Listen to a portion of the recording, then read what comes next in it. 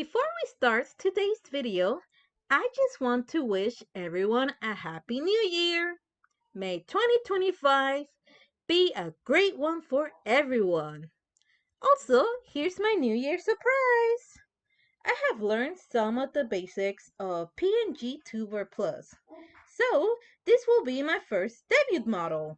Expect to see her more often in future videos and especially on Twitch. Now, let's get on with the video. Hello, everyone. It is I, Amatus Art, but you can just call me Ama for short. I hope everyone has a lovely day whenever you watch this video. Last time, I talked about the beginning of my art journey. In summary, Flipnote Studio and Flipnote Hatena were the main things that inspired me to do art and animation. I was crushed when they shut down Flipnote Hatena though. While it dulled my spark for animation, I knew that this is what I wanted to study regardless. I think it's mainly because I never considered anything else that interesting, but I knew I had to get a degree. I am an immigrant child here after all. But before I continue with my career path story, let me discuss what I'm working on today. So after much convincing from a friend of mine, I finally decided to watch One Piece. I'm still nowhere near caught up though. To tell you the truth, I'm still in the time skip arcs. But I have met Chopper and I cried a lot with his character backstory. If you know, you know. I'm like, oh my gosh, you poor thing. You're just a baby. I shall officially adopt you. You're my son now. Okay. Before I gush more about how cute Chopper is, I will say I was surprised to know that he was the cruise doctor. So, as I was thinking of more fun sticker ideas while working at my temporary job, I knew I had to make the ultimate crossover of two beloved doctors. So, here we have Dr. Chopper and Dr. Simi, uniting forces. For those who don't know who Dr. Simi is, he's like the icon / mascot for a Mexican pharmacy chain called Similares. Like most of the products usually have like his face, and they even sell plushies of him in several outfits. I think I once saw some TikTok videos or apparently it became a trend to throw his plushies at people while they were singing in their concerts. I don't know, I saw one of like somebody throwing a Dr. Simi plushie at Harry Styles for example. I don't know, but that seems like a wild experience. They seem pretty confused, like what the heck is this? But yeah, just overall a little crossover of two popular doctors I know of. Alright, back to the topic. I mean, I like to y'all. As a child, I did think of some things I wanted to be when I grew up. That is a question people often ask a child for some reason. So, when I was little, my first thought was that I wanted to be a vet, since I love animals. But then, quickly scratched that idea out as I realized that I'm very squeamish at medical procedures and blood. Plus, I have a big fear of bugs, and I know some animals eat bugs as their main diet, so yeah, nope, I can't do it.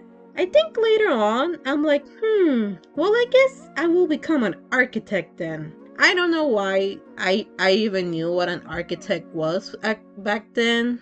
I guess a part of me was still inclined to creativity one way or another without realizing it. But once I learned about the beauty of animation, I was set in stone. I told myself, this is what I want to do. Maybe when I was closer to graduating high school, I was considering a plan B such as computer science. But considering I was struggling with math on my senior year of high school, I said, never mind. So, as I was getting closer to graduating high school, I had to look at my options. Keep in mind, I studied in the United States, so my options were all more than likely going to be in the United States. So I kind of dream of going to CalArts since it's a really popular art school, you know, where the people of Pixar went to and whatnot. But then I saw the tuition costs and said, never mind. I know the best art schools are private, but super expensive schools. But even then, I saw the prices and I'm like, damn, do I have to sell my soul in order to learn how to draw well? So my best bet was either going to public universities or first community college, then transfer to a public university. However, when I was doing my research, I learned that in the animation industry, a degree is not as mandatory as, say, a medical field job is. You know, you kinda need all your licenses and degrees to be a doctor, for example. If anything, I have met people that didn't go to college at all or didn't graduate and got a job in the animation industry. What matters in this industry is your work and your portfolio after all. And just that you're a nice person in general, like don't be egocentrical or an asshole straight up. So my mom insisted that I first go to the local community college and then transfer. She felt I was too young to go out of home and live independently after all. I guess I was just freshly turned 18 at the time. I thought to myself, but I'm an adult though, I can handle it. Looking back at it, I'm like, damn, I was such a baby and like still very immature in many ways. Oh my god, I cringe at myself like that. But there were also other factors such as, honestly, I felt if I went to the only community college in my area, it would just feel like a continuation of high school, and low-key, I just wanted to get away from my high school friends and everyone in that area and just start fresh. More on those reasons why in another video though. There was a moment when I also considered not going to college at all and just focusing on improving my skills, like self-taught artist essentially. But I know myself too well and my situation, and the truth is I suck very hard at discipline. You might tell by my inconsistency in posting YouTube videos, which I apologize for it, and I will try my best to be more consistent in the upcoming year, I swear. But yeah, no, I do get distracted easily. Plus, living with my family in a very small apartment, it can be hard to concentrate on things. To tell you the truth, one time I had to do an all-nighter for some homework, but I share a bed with my brother and I couldn't do it in the kitchen because my dad sleeps in the living room and the kitchen like is right there and it's to the living room, so I couldn't have the light on. And so the only way I could really do my homework was in the bathroom, and so that's what I did. Times were hard, okay? But anyways, I'm getting sidetracked. Where was I going? Once again, I wanted to go on an adventure, start fresh and anew. I wanted to grow as a person, and I felt in my small town and the people I knew, it just wasn't going to help just being in the same setting, in the same bubble, you know? I felt I was going to stay stagnant. So in the end, I decided that once I graduated high school, I was going straight into a 4-year public university. Once I did my thorough research to see which public universities offered the best animation programs, I had those, or rather, which ones had those in the first place, because I feel like the animation degrees were like fairly like becoming like a thing around the time I was getting into school, into college at least.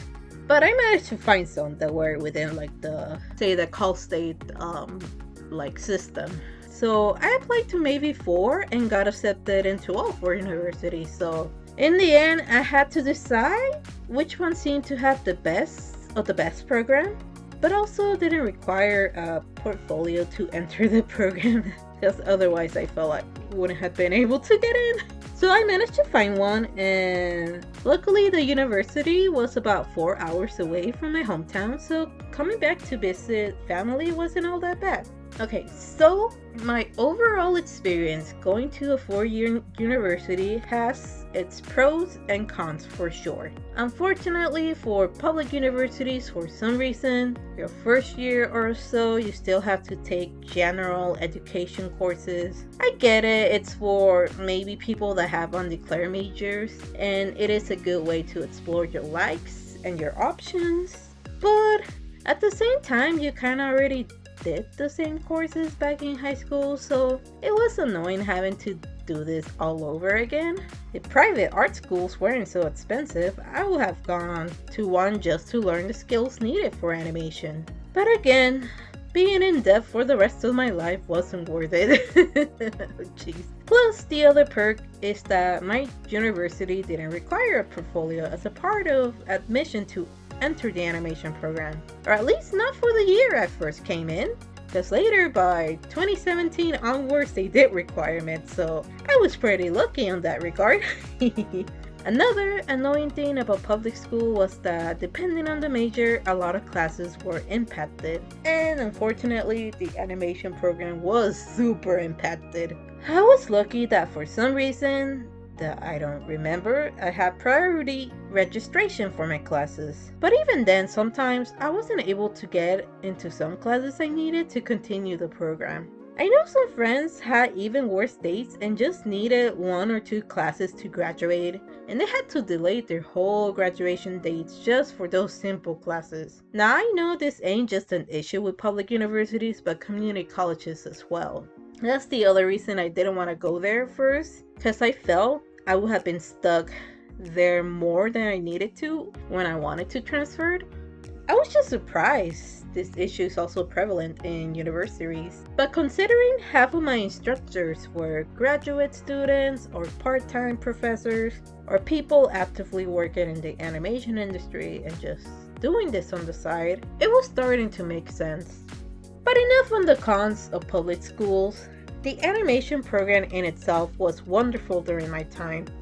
Several cool supported clubs help students connect and network with one another through social gatherings and speaker events. The main big club that hosted these events in my first 2 years of college was called the Pencil Mileage Club. Those who know.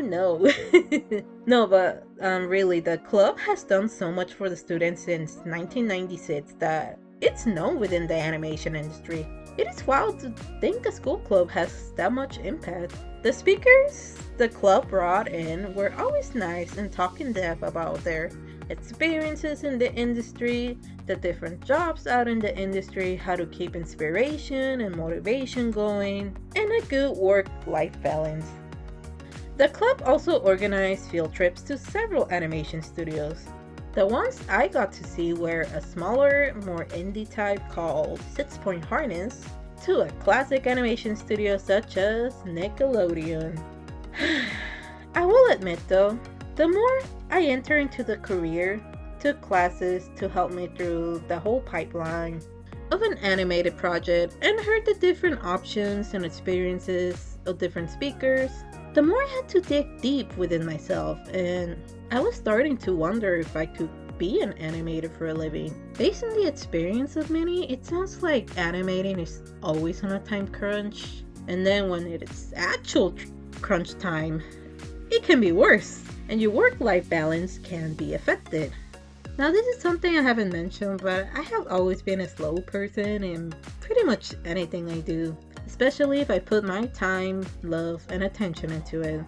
But yeah, it was something I noticed when I was taking like traditional painting classes or like the beginner art classes in my freshman year of college, and it was something I was really self-conscious about, and just in general something that frustrates about me.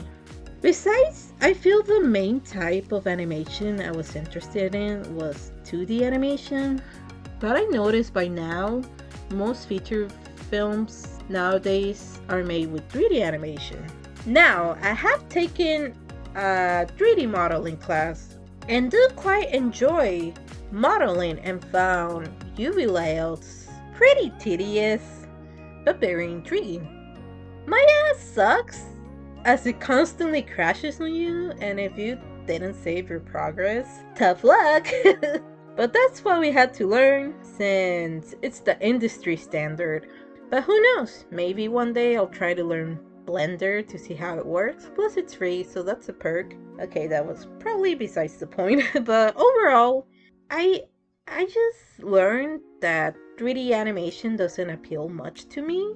And with all those time crunch and whatnot, I just feel like animation at the end of the day is going to be just a hobby for me. So To not let the degree go in vain, I try to focus on more 2D design work, such as character or prop design, and sequence artwork such as comics.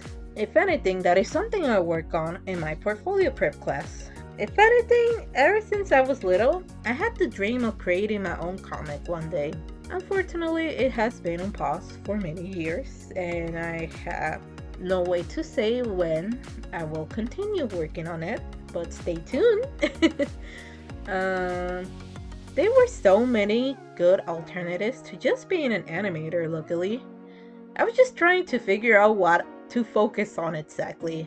I still struggle to see what I want to do, even to this day. But you know what? It's totally okay to change your mind later in life, and sometimes be unsure about what you want to do. That's just a human experience after all, it seems. But unfortunately, during my last years of college, I was hitting a massive artistic burnout. I was taking about 5 or 6 art-focused classes, all with different projects and different due dates and whatnot. I didn't have to panic about finals exam. I had to panic about finishing and presenting final projects and dealing with the critique to follow afterward.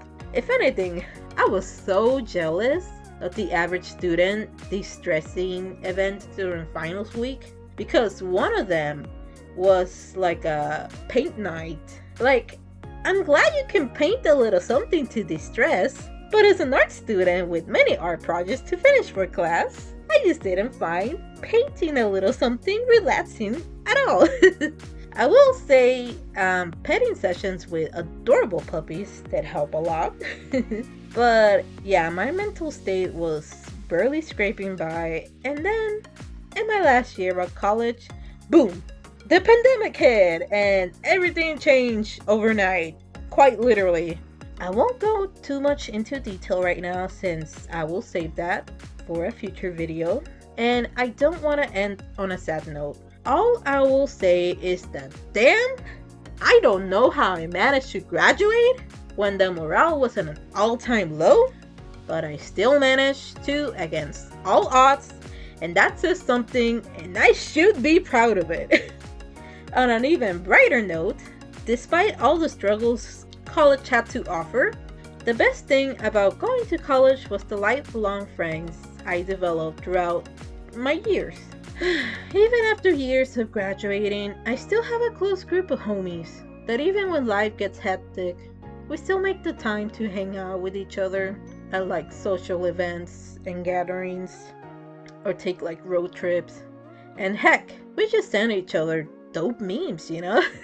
Every other day or almost every day. The last thing I appreciate was having a sense of belonging in an artsy community. And that is something I shall keep with me forever, because it is truly such a wonderful feeling having a bunch of other people that understand the passion, the love for art, and the struggles with it. Just all the good and the bad, people get it, and they got your back. And that's just beautiful. And alright, that's the end of today's story time about my career path. For those who stay and listen throughout the whole video, thank you so much for spending time with me. I appreciate it a lot. I hope you had a wonderful time and enjoyed the drawing progress. Here should be the final result for Dr. Chopper and Dr. Simi. If you want to hear any more story times and or tips about any specific topic, let me know. I can always do more recent and thorough research on which is the best option when it comes to any career in the animation industry. I know a lot has changed since I first went to college after all. If you want to hear about anything else, don't forget to give a like and a comment down below. Also, if you like to subscribe and hit the bell notification, you're more than welcome to. Hope to see you next time. Bye bye!